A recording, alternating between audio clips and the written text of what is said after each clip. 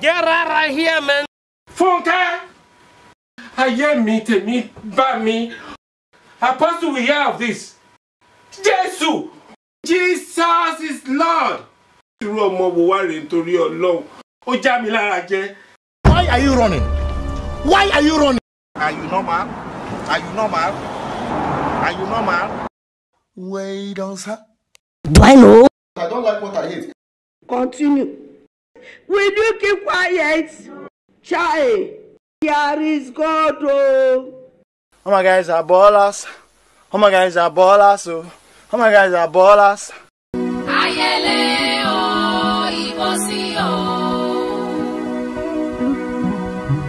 Ayedori kodo kuyeni mo.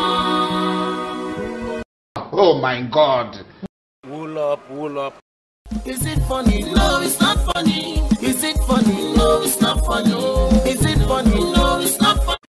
I never expected it. You're a fool. What are you trying to say?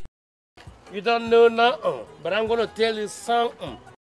I present my best, but I know it's not enough. Somebody that went to school. Oh my God! Wow! Whoa, wow, I deserve some accolades. Accolades. Oh no, I pay my dues. I paid him. Oh no, I deserve some accolades.